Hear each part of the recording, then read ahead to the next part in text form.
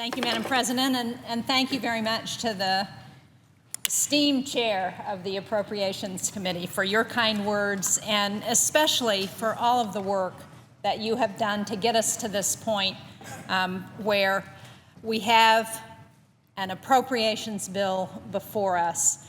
I know that you have worked very hard with Ranking Member Shelby, with the House Appropriations Committee Chair Hal Rogers and Ranking Member Lowy, and that is really your leadership in reaching an agreement on this bill to fund government for the rest of 2014, and to do it in a way that will support job creation, economic growth, and our national security. So thank you very much, Madam Chair.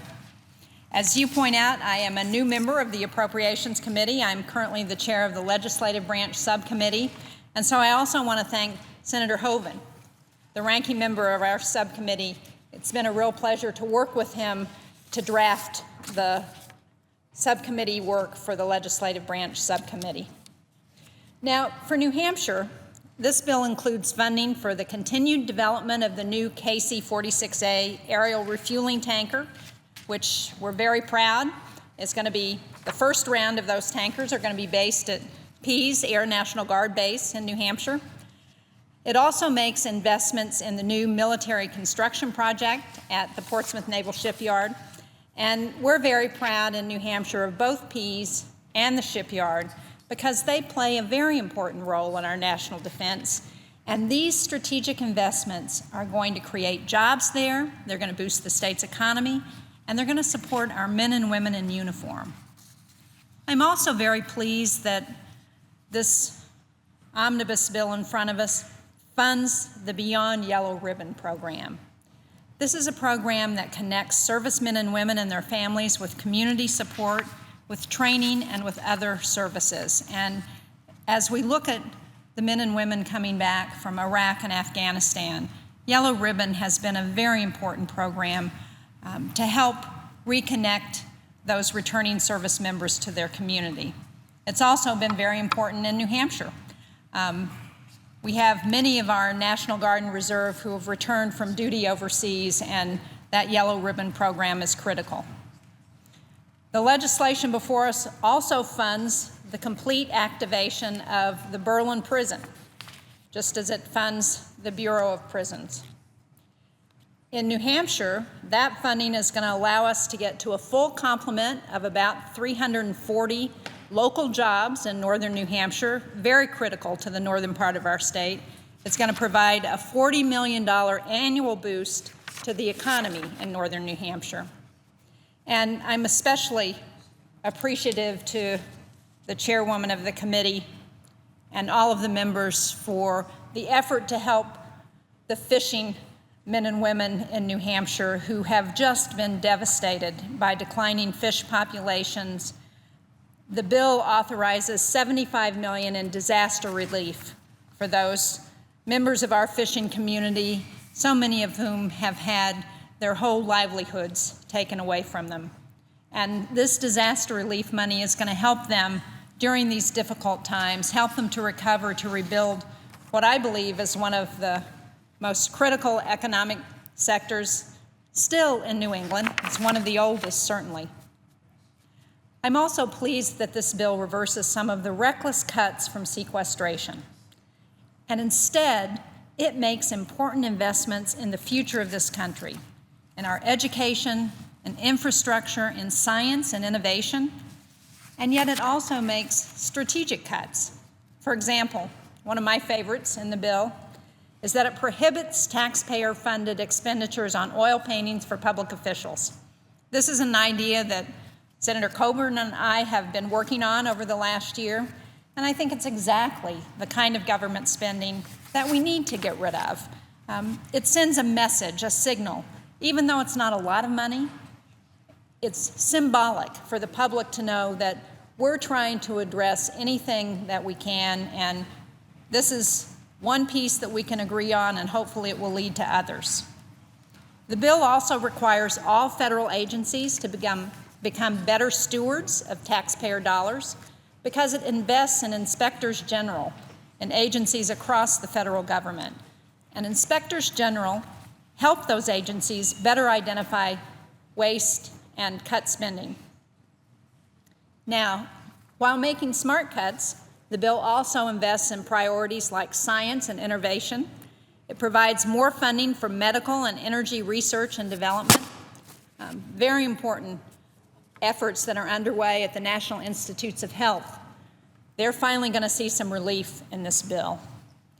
And it supports education, including funding programs like Head Start that have been cut under sequestration. Head Start has been cut in New Hampshire, and it's particularly important because the more we learn about the importance of how children learn, the more we understand how critical early childhood education, programs like Head Start, are to their future development. The bill also makes infrastructure investments, something that we have been too far behind on in this country. So it's going to help us as we look at rebuilding our nation's deficit in roads and bridges and creating jobs. Now, as we all know, and I know the chairwoman would readily admit, this bill isn't a perfect bill, but the legislation before us is a product of the kind of bipartisan compromise that we've got to have more of in Washington these days. And while I'm very pleased that the bill addresses military retirement cuts for some retirees, for survivor widows, survivor benefits, and for the disabled, we still need to keep working until those cuts are repealed entirely for all military retirees. And it's something that I've introduced legislation on and I'm going to continue to work on. And I know there's a commitment from so many of us here in the chamber to address that. I also am going to continue working to provide full funding for the Low-Income Home Energy Assistance Program, LIHEAP, which helps seniors and low-income New Hampshire families pay their heating bills, especially during these cold winter months. This bill makes a small increase in that program, but unfortunately it's not enough to address the challenges so many families in New Hampshire and in the cold parts of this country are facing as we continue through this very cold winter. Now, small businesses in New Hampshire have not forgotten that during the shutdown, they faced uncertainty and declining revenues.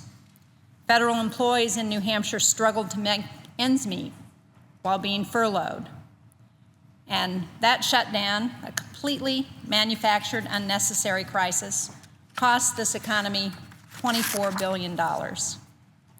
Well, I think in talking to business people around New Hampshire, around the country, that one of the most important things that this bill does is it takes the prospect of another manufactured crisis off the table.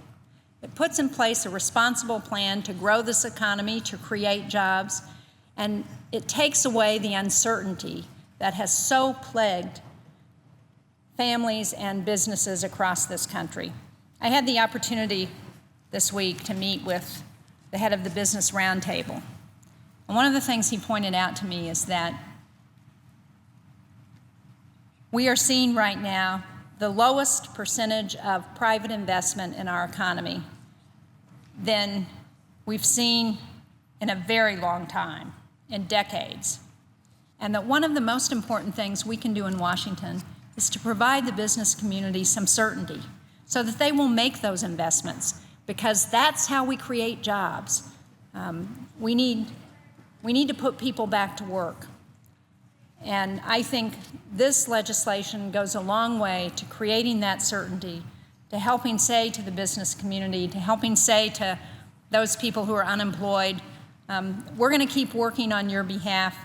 We're going to try and make those investments and make sure we can create the jobs to put you back to work, to keep this economy strong and growing, and to keep this country competitive. So, in closing, I just want to say to my colleagues that now is the time for us to build on this bipartisan success that we've seen, that the chairwoman has been able to accomplish with all of her other negotiators. We have this opportunity to build on that, to further promote job creation and economic growth. And our country needs us to work together on behalf of small businesses, on behalf of the middle class, on behalf of families. We need to pass this bill. We need to keep working together and address the challenges this country faces. So I urge all of my colleagues in the Senate to support this bill. I yield the floor, and again, thank the chairwoman for her efforts.